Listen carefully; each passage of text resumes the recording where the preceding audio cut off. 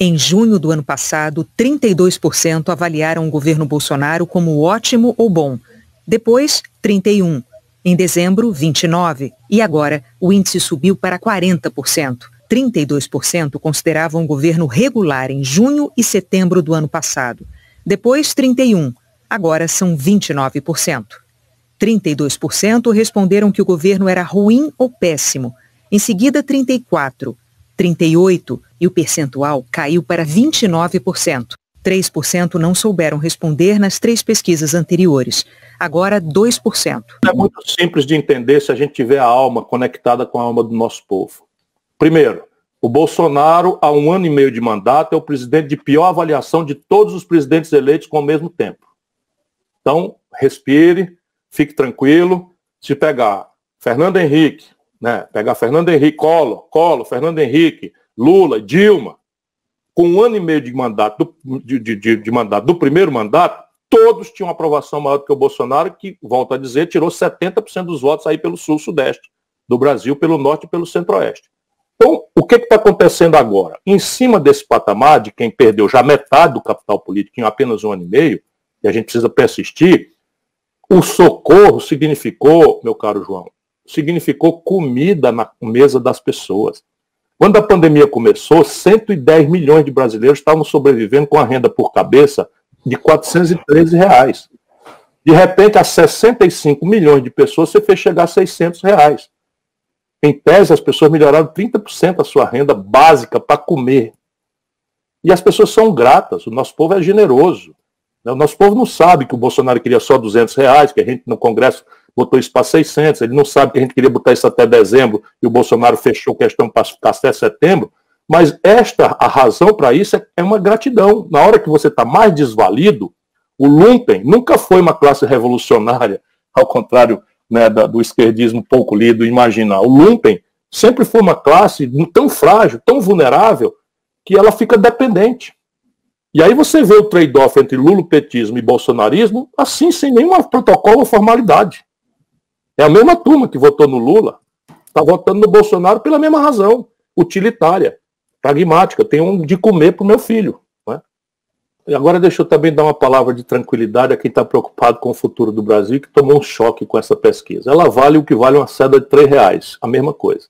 Por quê? Porque pesquisa feita a tal distância do processo revela notoriedade, não revela adesão. E todo mundo, num sistema presidencialista de 2 turnos, todo mundo, antes de votar em quem quer que seja, passa a olhar sobre manter ou não manter o que está aí. Na eleição de 18, eu ganhava as eleições do Bolsonaro, em que a rejeição dele não era tão muito mais grave do que é hoje. Hoje é muito mais grave e consistente do que foi jamais. Porque as pessoas estão vendo, por exemplo, a mesma população que está dizendo muito obrigado pela ajuda, quando é chamada a avaliar a conduta do Bolsonaro na administração da pandemia, tem um juízo extremamente negativo. Quem fizer uma aposta hoje na projeção de 2022 é um chutador que não entende nada de política. Eu não acho que o Bolsonaro vai escapar da fúria popular na sequência. É o pior governo da história do Brasil, sem rival.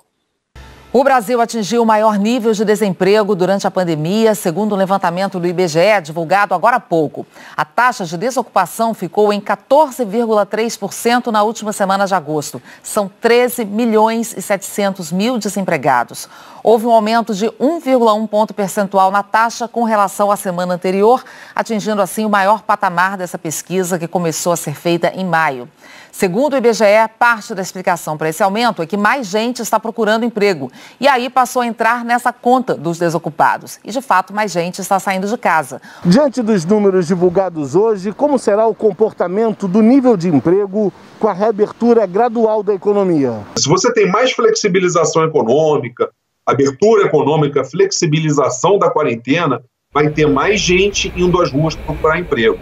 Então, embora a taxa de desemprego no segundo trimestre tenha de fato ficado estável, no terceiro trimestre ela vai subir, até porque o terceiro trimestre já é um trimestre que pega a oferta de vagas para as vendas de final de ano, sempre movimenta o mercado de trabalho. A indústria teve um tombo de 12,3%. Os investimentos na economia foram o segmento que mais sofreram, com uma contração de 15,4% no segundo trimestre.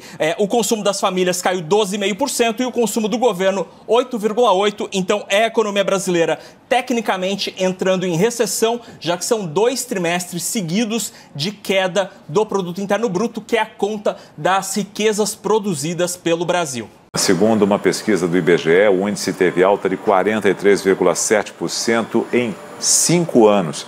Nesse período, aumentou em cerca de 3 milhões o número de pessoas sem acesso regular à alimentação básica, chegando a 10 milhões e 300 mil pessoas, ou 10 milhões e 300 mil, esse contingente que estão nessa situação. São 4 milhões e 300 mil que viviam na região Nordeste, o que corresponde a 41,5% do total de famintos no país.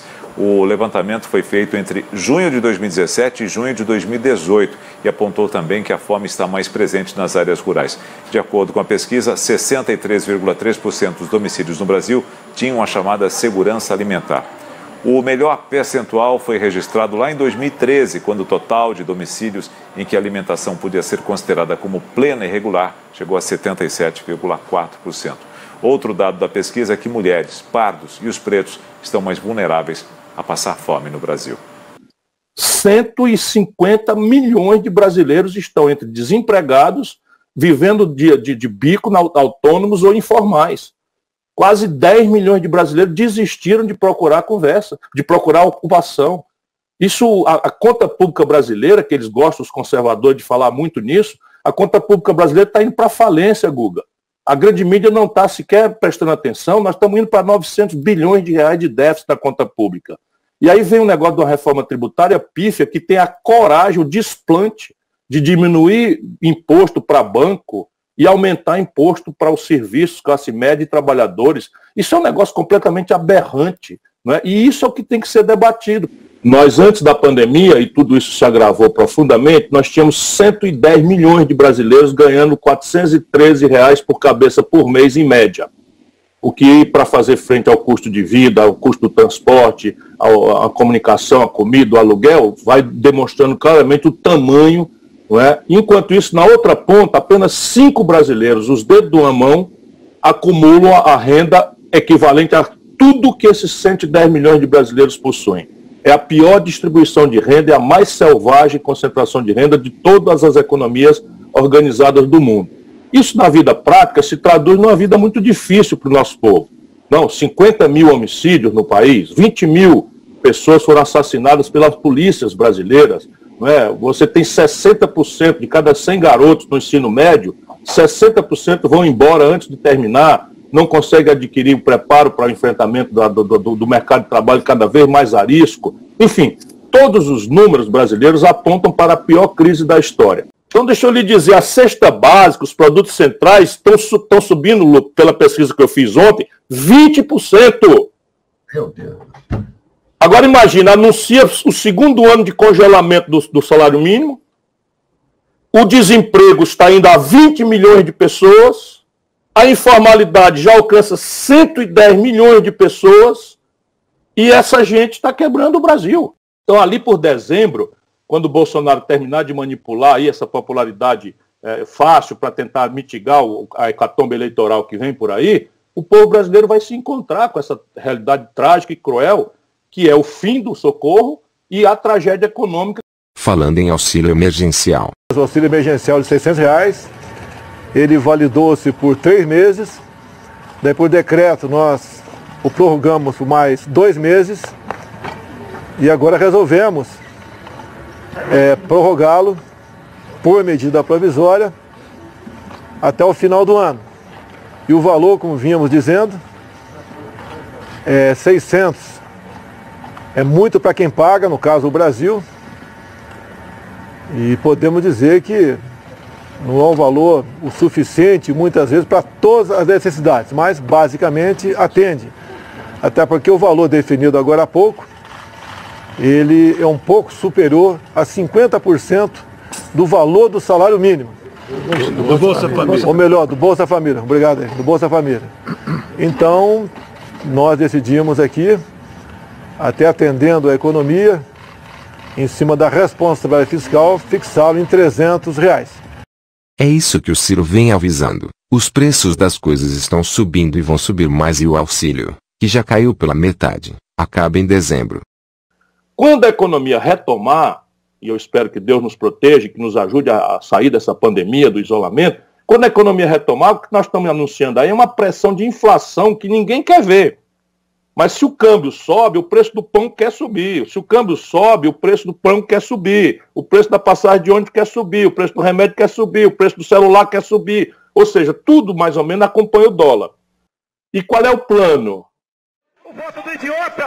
O voto do idiota é comprado com Bolsa Família. O voto do idiota! O voto do idiota é comprado com Bolsa Família.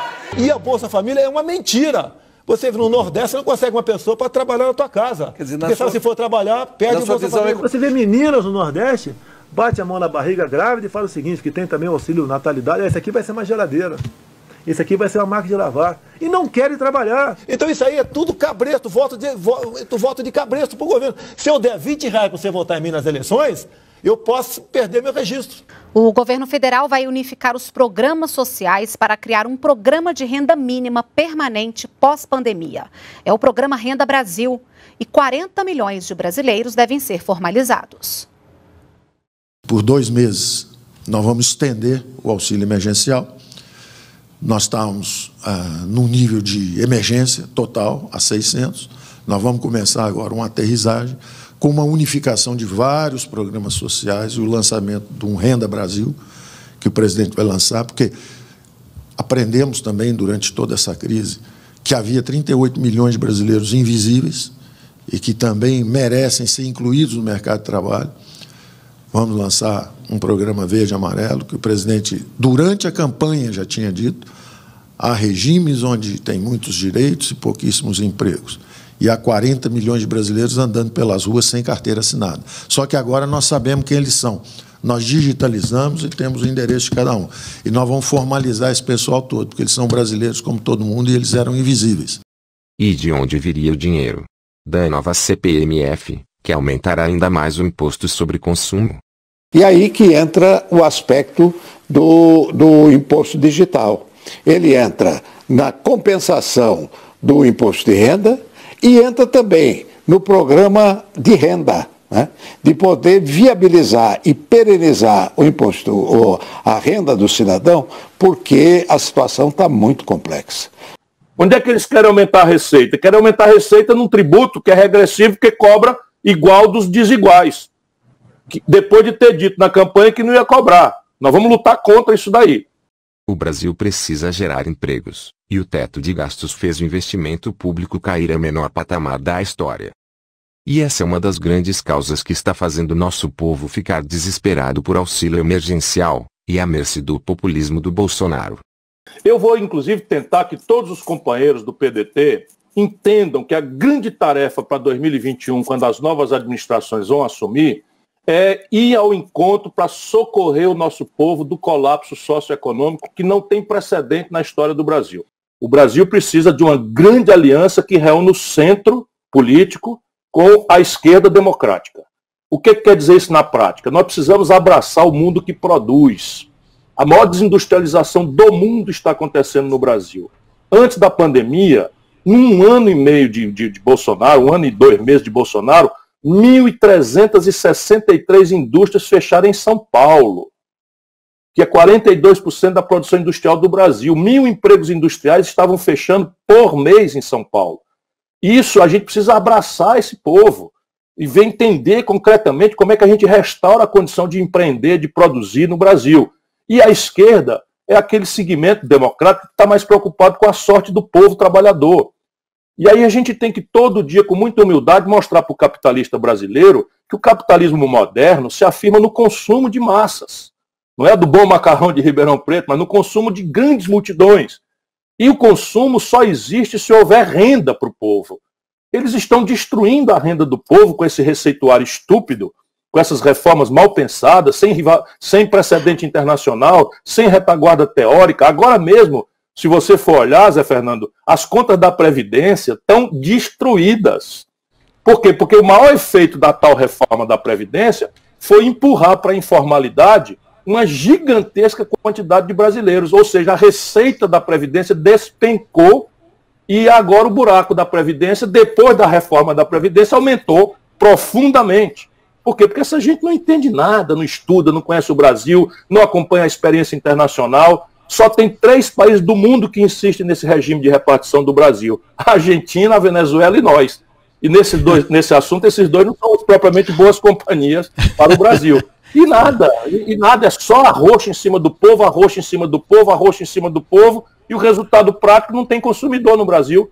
Se não tem consumidor, o comércio quebra. Se o comércio quebra, a indústria vai quebrar. Ainda mexe com taxa de câmbio para estimular o consumismo populista, né? Depois o país quebra, e aí o câmbio vai lá para R$5, para R$5,30. Enfim, essas loucuras do Brasil obrigam a que a gente faça, então, essa união entre o mundo que produz, o comércio, a indústria, a agricultura, especialmente a agricultura moderna, que sabe que o mercado internacional não vai comprar produtos brasileiros que venham sob suspeita de insustentabilidade ambiental. O Brasil tem a Associação dos Supermercados do Reino Unido, já reuniu para determinar um boicote a produtos agropastoris originários do Brasil. E eles não sabem que Ribeirão Preto está a 3.000 quilômetros da Amazônia. Se você tem incêndios recordistas, como está acontecendo na Amazônia, por pura estupidez, porque não faz sentido você derrubar a floresta, aquilo é um solo pobre, a agricultura ali não presta, vamos derrubar a floresta, que vale muito mais em pé, para botar boi durante um período que também não sustenta, e o mundo vê isso e está simplesmente boicotando o Brasil. E vão boicotar nossas proteínas, animais e tal. O Bolsonaro deu um regime de preferências comerciais de 750 mil barris de álcool subsidiado dos Estados Unidos. O setor sucroalcooleiro, tão importante para vocês aí, já está mal das pernas para valer. E o Bolsonaro ainda dá um regime de preferência de graça, sem nenhuma contrapartida, ou seja, estão destruindo o Brasil. E é isso que nós temos que colocar em debate. Chega desse negócio de mito, de conversa fiada, de salvador da pátria, de culto à personalidade. Isso não bota nação nenhuma para frente.